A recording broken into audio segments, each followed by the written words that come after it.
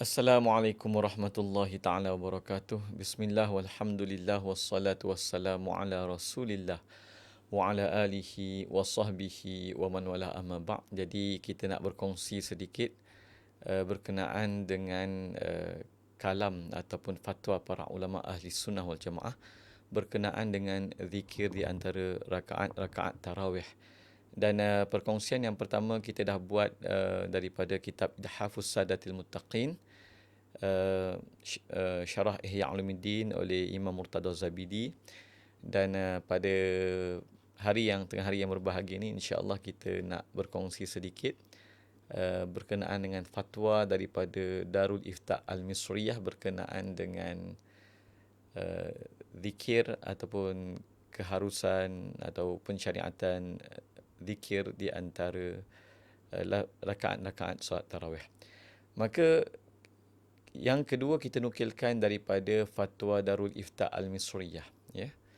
Dan berdasarkan kajian Al-Faqir, maka saya boleh lihat ada di sana 5 fatwa daripada 3 orang, 2 orang mufti dan satu ulama yang masyhur sebagai ketua lajnah fatwa pada zaman beliau, iaitu Syekh Atiyah Saqar. Ya, jadi kalau tengok fatwa-fatwa berkenaan dengan zikir antara solat tarawih yang dikeluarkan oleh Pusat Fatwa Mesir ini ada tahun 1997 oleh Syekh Atiyah Saqar. Kemudian 2010 dan 2011 oleh Syekh Dr. Ali Jumaah. Dan kemudian 2015 dan 2024 daripada Syekh Dr. Syauqi Ibrahim Alam, dua-duanya profesor lah. Cuma saya nak nampakkan sedikit istifadah bahawa sebenar-benarnya fatwa ni boleh sahaja dikeluarkan secara berulang-ulang mengikut keperluan masyarakat, dan sirahnya juga boleh berbeza-beza. Jadi insya-Allah kita ada 5 fatwa dekat sini, kita nak baca kesemuanya insya-Allah, dan setiap fatwa tu ada faedah-faedah yang sangat bermanfaat insya-Allah. Maka kita tengoklah satu persatu, dan pada kali ini kita tengok fatwa Syekh Atiyah Saqar. Saya dah terjemahkan juga untuk memudahkan para pendengar. Baik. Maka Syekh Atiyah Saqar telah mengeluarkan fatwa pada bulan Mei 1997. Jadi fatwa ni ada dalam kitab fatwa beliau dan juga ada dalam kitab fatwa terbitan Pusat Fatwa Mesir, ya. Jadi ditanya pada beliau, lilladzina yusalluna at-tarawih jama'atan ba'du adhkarin yaqulu naha baina kulli rak'ataini aw arba'i raka'atin. Bagi mereka yang menunaikan solat tarawih secara berjemaah, terdapat zikir yang dibaca antara setiap 2 rakaat atau 4 rakaat. Ini fatwa tahun berapa tuan-tuan? Tahun 1997. Jadi maknanya isu ni sebenarnya ialah isu yang berulang-ulang, tapi oleh kerana ia berulang tu, maka fatwa pun perlulah berulang juga kan. Cuma kita mulakan dengan tahun 1997. Macam mana jawapan yang diberikan oleh Syekh Atiyah Saqar. Jadi bagi mereka yang menunaikan solat tarawih secara berjemaah, terdapat beberapa zikir yang dibaca antara setiap 2 rakaat atau 4 rakaat. Dan ia seperti mana yang kita amalkan di Malaysia, bahkan hampir di seluruh dunia pun, ya. Sebahagian pihak ini wa yara ba'dhum annaha bid'atun ghairu masyru'atin.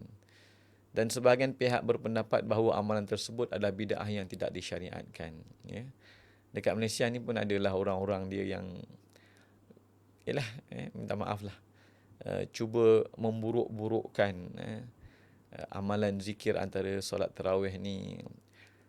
Katanya di Malaysia sahaja yang lakukan, dan saya dah share alhamdulillah sebelum ini bagaimana Imam Murtada Zabidi telah terangkan bagaimana ulama mazhab Hanafi di begitu banyak negara memilih amalan yang mungkin berbeza-beza, tetapi semuanya kembali kepada zikrullah, kembali kepada zikrullah. Dan bahkan beliau nukilkan ada ulama yang bersolat, penduduk Mekah buat tawaf dan bersolat, penduduk Madinah bersolat, ya. Jadi apakah pandangan agama tentang perkara ini, ya? Maka kita tak cadang nak ulas panjang-panjang, sebab kalau di meja kuliah, ia boleh kita ulas Tapi dalam rakaman kita buat ringkas sahaja, ya. Maka al-jawab, kata beliau, laisa hunaka nassun yamna'u min adh-dhikri aw ad-du'a'i aw qira'atil Quran fil fasli baina kulli raka'ataini min at-tarawihi aw kulli arba'in minha mathalan. Tidak terdapat nas yang melarang zikir, doa atau membaca Al-Quran ketika berhenti antara setiap 2 rakaat tarawih atau setiap 4 rakaat misalnya.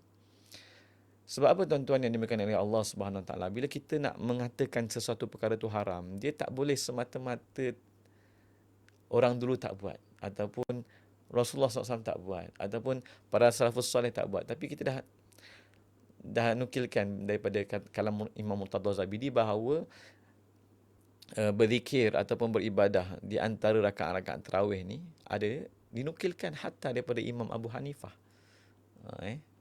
Tapi tak apalah, itu dah, tuan-tuan boleh tengok video yang sebelum ini. Baik. Tak boleh kita nak mengharamkan semata-mata katanya tak pernah dibuat. Bukan macam tu. Apatah lagi, tengok kata-kata Imam Syekh Atiyah Saqar, wa huwa dakhilun tahtal amril am bidzikri fi kulli hal. Bahkan berzikir antara rakaat-rakaat tarawih itu termasuk dalam perintah atau anjuran syarak bagi berzikir. Anjuran umum syarak untuk kita melaksanakan zikir pada setiap keadaan. Maknanya walaupun kata tak ada dalil khas, tetapi ada dalil am. Walaupun tak ada anjuran khas, tapi ada anjuran am, maka ia masih lagi termasuk dalam perintah syarak. Jadi hati-hati siapa yang cepat sangat nak mengharamkan perkara yang tidak haram. Mengaji bab at-tark. At-tarku laisa bihujjatin fi syar'ina la yaqtadi man'an wala ijaba faman ibtagha hadran bi tarki nabiyina wa ra'ahu hukman sadiqan wa sawaba qad dhalla an nahjil adillati kulliha bal akhta al-hukma sahiha wa khaba la hadra yumkinu illa innahyun ata mutawa'idan li mukhalifihi 'adzaba aw dhammu fi'lin mu'dhinun bi 'uqubatin aw lafdhu tahrimin yuwakibu 'aba. Itu manzumatut tark yang disusun oleh Al-Hafiz Abdul Siddiq Al-Ghumari. Mengaji manzumah ni tuan-tuan, supaya kita dapat faham apakah hukum orang yang mengatakan haram asal kerana Nabi tak buat, kerana salafus soleh tak buat. Tak betul. Itu qad dhalla an nahjil adillati kulliyah, tu telah sesat daripada kaedah pendalilan di sisi ulama-ulama. Okey, baik, tak apa, itu bab lain. Itu bab kita buat pengajian juga secara online. Maka kata Syekh Atiyah Saqar, wa kaunus salafil ladzina yu'khadhu anhum at-tashri'u lam yaf'aluhu la yadullu ala man'i. Hakikat bahawa para salaf yang menjadi rujukan dalam pensyariatan tidak melakukannya tidak menunjukkan larangan terhadapnya. Semata-mata tak buat tidak menunjukkan larangan.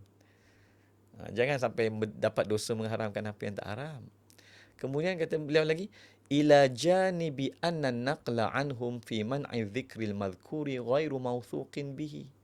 Tambahan pula, riwayat yang menyatakan mereka melarang zikir tersebut adalah ghairu mawthuqin bihi.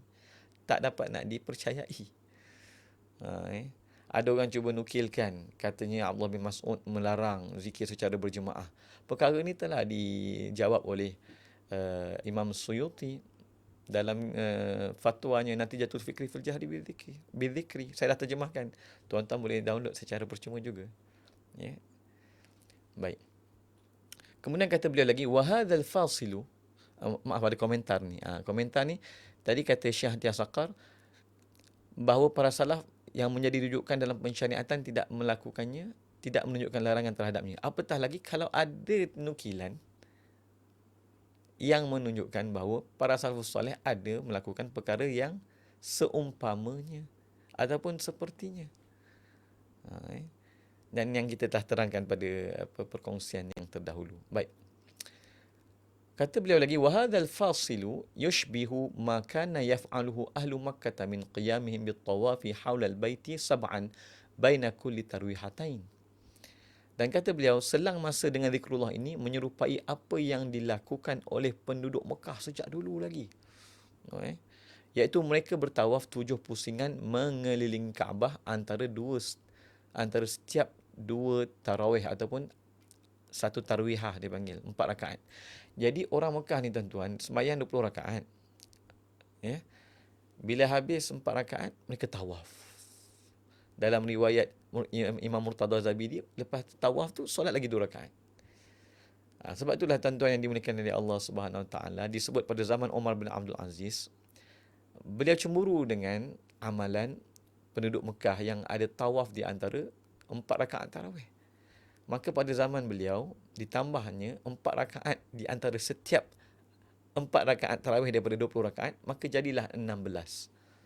4 darab 4, 16. Maka sebab itulah disebut pada zaman beliau, penduduk Madinah sembahyang 36 rakaat.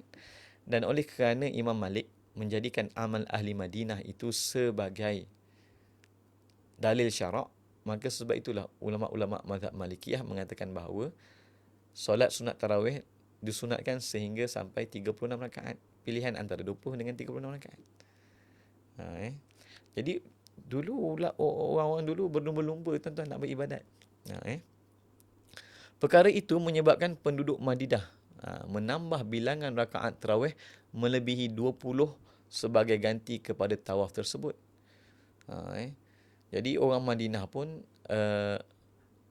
apa kita panggil, asalnya 20 rakaat. Sebab itu yang diwarisi daripada para sahabat. Tapi bila tengok orang Mekah ni ada buat tawaf, maka mereka cemburu. Mereka tambah lagi 4 rakaat. Di setiap senggang antara 4 rakaat, maka 4 darab 4, 16, jadi 36 rakaat yang kita telah terangkan tadi. Ya. Maka apa kata beliau? Okey. Tadi yang nas bahasa Arab tu, al-amru alladhi ja'ala ahlal madinati yaziduna adad at-tarawihi 'ala al-20. Cemburu mereka, penduduk Madinah Mekah ni masing-masing cemburu nak beribadah Allah, nak menambahkan ibadah. Allahu akbar. Ya. Ta'widan an hadha tawaf. Sebab orang Madinah tengok, orang Mekah ada tawaf, kita nak kena tambah 4 rakaat ganti setiap tawaf, masya-Allah. Dan kata Syekh Atiyah Saqar lagi, zikir tu ialah wa huwa uslubun tanzimiyun ya'rifuna bihi adada ma sallau. Ia merupakan kaedah penyusunan uslub tanzimi untuk mengetahui jumlah rakaat yang telah ditunaikan. Itu satu bentuk tertib, macam kita lah, kita buat pengajian Quran. Setiap, contohnya lah, kami dekat universiti kan, mengajar subjek-subjek tertentu di tempat, katalah Dewan DKS, Dewan Kuliah Sederhana 1.1, daripada pukul 11 sampai pukul 1. Itu tertib tanzimi. Dari satu sudut dipanggil taksis, tapi itu taksis yang diharuskan, bukan diharamkan. Ia termasuk dalam tartibul a'mal, ia termasuk dalam menyusun amalan. Begitu juga zikir antara solat tarawih ni, bukan maksud taksis yang mengharamkan zikir tersebut pada waktu-waktu yang lain. InsyaAllah pada masa akan datang kita akan jawab isu taksis. Golongan-golongan tertentu ni kadang-kadang dia kata, tak boleh buat, ini mentaksiskan amalan. Tak, tuan-tuan. Taksis ni kami belajar dulu Sofik dengan Syekh Dr. Abdul Jalil Dumrah. Beliau menerangkan kepada kami beza antara taksis yang diharamkan dengan taksis yang diharuskan. Okey, taksis yang diharamkan ni apabila dia mengharamkan amalan itu pada waktu yang tidak diharamkan. Berbeza dengan menyusun. Orang yang menyusun sesuatu amalan pada waktu tertentu, dia bukan mengharamkan amalan tersebut daripada waktu-waktu yang lain. Macam kami kata kami mengajar subjek fiqh muamalat ke, mustalah hadis ke, ulum Quran ke, pada jam 11 sampai pukul 1 setiap hari Isnin, setiap minggu di dewan sekian-sekian. Itu namanya penyusunan. Ya, satu sudut dinama taksis, tapi taksis yang tak termasuk dalam taksis yang diharamkan oleh syarak. Okey. Jadi bukan semua taksis ibadah tu diharamkan syarak. Seperti mana yang digembar-gemburkan oleh setengah-setengah orang, ya. Sebab tu tuan-tuan, saya selalu pesan, ambil ilmu daripada para ulama ahli sunnah wal jamaah, ya. Ambil ilmu daripada ulama ahli sunnah wal jamaah, kefahaman kita akan sangat luas, sangat sistematik, sangat tersusun, dan tidak begitu gelojoh dalam nak menghukum sesuatu perkara itu, terutamanya membida'ahkan sesuatu yang lain, ya, sesuatu amalan. Maka itu satu bentuk penyusunan. ila janibi ma fihi min tansyitin lil musallin, di samping memberi kesegaran kepada para jemaah yang bersolat. Maka kata beliau lagi, fala mani'a mutlaqan, maka tak ada larangan secara mutlak. Itulah tuan-tuan, saya selalu pesan tuan, jangan cepat-cepat bid'ahkan perkara yang dilakukan oleh para ulama. Allahu akbar. Ulama ni orang yang takut dengan Allah. Mereka, kalau kita kata kita takut nak buat bid'ah, para ulama lagi takut nak buat bid'ah. Jadi sebab tu bila para ulama melakukannya, pasti mereka ada dalil. Dan saya selalu pesan kepada masyarakat awam, jangan sekali-kali kata terhadap para ulama muktabar dan mazhab muktabar tak ada dalil. Kerana bila kamu kata mereka tak ada dalil, sebenarnya kamu menuduh mereka mengikut hawa nafsu. Impliedly. Secara implikasinya, walaupun kamu tak sebut secara soreh, tapi bila kamu kata, oh, amalan ni tak ada dalil, amalan tu tak ada dalil, seolah-olah ulama yang mengamalkannya tu, bahkan begitu ramai ulama tu, semuanya ikut hawa nafsu. Bukan macam tu. Bahaya, kata-kata tuduhan tak ada dalil pada ulama ni bahaya. Jangan tuan-tuan. Kita yang tak tahu dalil, bukan ulama tak ada dalil. Wa bihadza la yadkhulu tahta ismil bid'ah, maka tak dinamakan sebagai bid'ah atau bid'ah yang terlarang.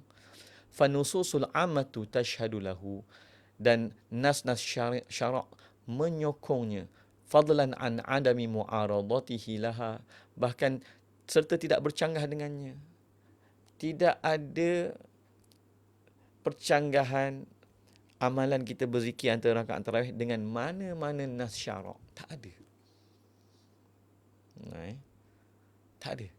Bahkan kalau kita tengok, ada larangan Rasulullah SAW melarang orang daripada menyambung solat fardu dengan solat sunat secara tidak terpisah. Sama ada tidak terpisah dengan mengubah tempat ataupun tak terpisah dengan kata-kata. Jadi memang, walaupun ini kes rakaat sunat, tapi memang tak ada larangan. Tak ada mana-mana syarat kata, oh, bila kamu sembahyang sunat, jangan rapat-rapatkan rakaat tu, jangan ada sebarang senggang walaupun dengan zikrullah. Tak ada. Tak ada.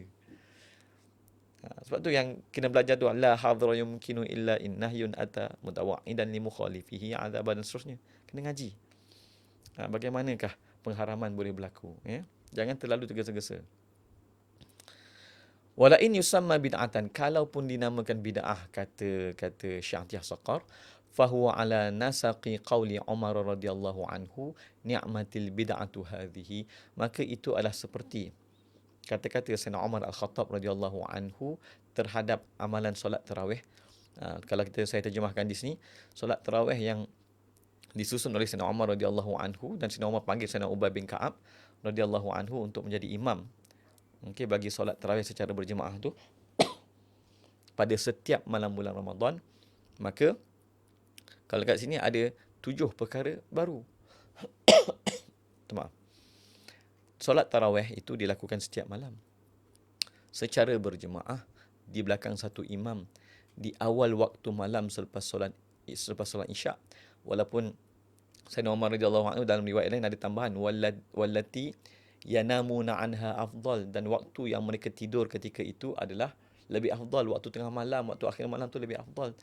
Tapi Sayyidina Umar radhiyallahu anhu dia faham untuk membuat amal jama'i. Nanti kita akan terangkan dalil solat tarawih, di mana Rasulullah SAW menghimpunkan para sahabat 3 malam.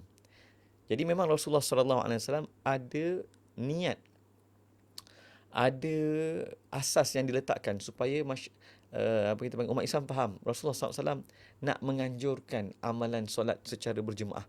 Maka Rasulullah lakukan solat dengan 3 peringkat. Nanti kita terangkan. Dan Sayyidina Umar radhiyallahu anhu dia faham. Dia pilih amal kaifiat ataupun waktu dan cara yang sesuai untuk masyarakat awam ataupun orang ramai. Sebab tu disebut, adakah Sayyidina Umar radhiyallahu anhu sembahyang bersama mereka? Ada 2 tafsiran.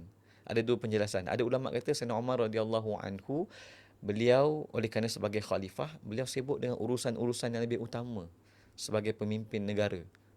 Ada yang menyebut bahawa beliau bersembahyang tarawih itu di akhir malam, di waktu yang paling afdal. Dan beliau tahu kalau letak tarawih di akhir malam memang tak mampu nak dilakukan oleh masyarakat awam. Jadi Nanti kita baca, itu kena baca tuan-tuan. Kita baca teks dia nanti. Cuma saya tak mahu apa kita panggil, uh, masyarakat bertelingkah kerana perkara ini. Cara yang betul dalam masalah ini ialah kita menuntut ilmu dengan adab. Kita menuntut ilmu dengan adab dan kita beradab dalam kepelbagaian pandangan, dan kita kena tahu mana satu pandangan yang kita kata patut didahulukan dan pandangan yang muktamad. Ini kadang-kadang maaf kata, pandangan yang muktamad dan yang paling kuat dalilnya yang dipilih oleh majoriti ulama dipandang sinis, direndah-rendahkan. Bahkan sebahagian yang lebih teruk lagi bid'ahkan pandangan majoriti para ulama dalam masalah bab tarawih. Jadi sebab tu kita pesanlah masyarakat awam tak perlu masuk dalam perdebatan ini, tak perlu masuk. Hormat apa kita panggil, apa yang telah diterima dan dilaksanakan, okey, oleh pihak berkuasa agama masing-masing. Apa yang dibenarkan dan dilaksanakan oleh pihak beragama, pihak berkuasa agama di negeri masing-masing. Hormat. Jangan timbulkan fitnah. Kita ahli sunnah jamaah jauh daripada menimbulkan fitnah. Kemudian sebanyak 20 rakaat, kemudian bersama doa kunut pada separuh yang kedua, kemudian pengkhataman Al-Quran. Ini semua ada dalil-dalil dia tuan-tuan. Nanti insya-Allah kita sampai nanti kita akan terangkan. Okey. Ketika beliau melihat kaum muslimin, okey, indama ra'a tajammu'al muslimin li solati tarawih khalfa Ubay bin Ka'b radhiyallahu anhu, ketika beliau melihat para muslimin sembahyang di belakang Sayyidina Ubay bin Ka'ab. Kenapa Sayyidina Umar radhiyallahu anhu memilih Sayyidina Ubay bin Ka'ab sebagai imam? Sebab dalam hadis yang lain Rasulullah disebut, wa aqra'uhum Ubay arhamu ummati bi ummati Abu Bakrin wa ashadduhum fi amrillah Umar wa asdaquhum hayaan Uthman wa afraduhum Zaid wa aqra'uhum Ubay wa a'lamuhum bil halali wal haram Mu'adh wa likulli ummatin aminun wa aminu hadhihi al ummah Abu Ubaidah al-Jarrah. Maka Rasulullah dah sebut dah, umatku yang merahmati umatku itu, paling merahmati umatku itu Sayyidina Abu Bakar radhiyallahu anhu. Yang paling tegas dalam hukum Allah Sayyidina Umar. Jadi Sayyidina Umar yang paling tegas dalam hukum Allah di kalangan para sahabat.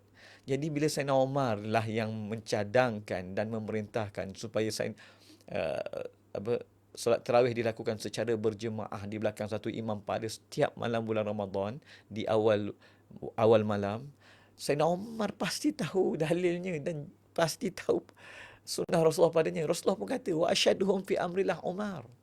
Yang paling tegas dalam perintah Allah Umar. Bagaimana pula orang kemudian boleh datang seolah-olah Sayyidina Umar tak faham tentang solat tarawih? Agak lucu tu tuan-tuan. Tak apa. Kemudian yang paling benar sifat malu dan menjaga maruahnya Sayyidina Uthman radhiyallahu anhu. Yang paling mahir ilmu faraidnya Sayyidina Zaid bin Thabit. Kemudian yang paling wa aqra'uhum, yang paling tepat bacaan Al-Qurannya Sayyidina Ubay bin Ka'ab. Orang yang belajar Al-Quran tahulah perkara ni. Memang sanad mereka akan sampai kepada Sayyidina Ubay bin Ka'ab. Para sahabat Rasulullah yang mempunyai bacaan paling tepat di kalangan para sahabat Rasulullah sallallahu alaihi wasallam. Sebab tu Sayyidina Umar pilih beliau menjadi imam bagi solat tarawih. Jadi dan seterusnya yang mengetahui perkara yang paling berilmu tentang halal dan haram Sayyidina Mu'adh, dan bagi setiap umat ada pemegang amanah, dan pemegang amanah umat ini adalah Sayyidina Abu Ubaidah al-Jarrah. Sebab tu dulu ketika mula-mula nak dipilih khalifah, setelah kewafatan Rasulullah SAW, antara nama yang naik dicadangkan selain daripada Sayyidina Abu Bakar, antaranya juga adalah Abu Ubaidah al-Jarrah. Sebab Rasulullah sebut dia pemegang amanah umat ini. Tak apa, itu nanti pada masa akan datang kita akan terangkan apa maknanya dan sebagainya. Baik. Maka tuan-tuan yang dimuliakan oleh Allah SWT, semoga perkongsian ini dapat memberi manfaat dan dapat memberi pencerahan, dan kita jauhkan diri tuan-tuan. Bila orang bertelingkah je tuan-tuan, dalam sebahagian riwayat, bila ada pertelingkahan je, yang pertama akan datang adalah syaitan. Maka jauhkan diri daripada pertelingkahan, jauhkan diri daripada fitnah pertelingkahan. Kerana itu adalah ibarat satu lembah yang menjadi punca kepada pelbagai maksiat dan mudarat. Okey. Setakat itu sahaja. Wabillahi taufiq wal hidayah. Wassalamualaikum warahmatullahi taala wabarakatuh.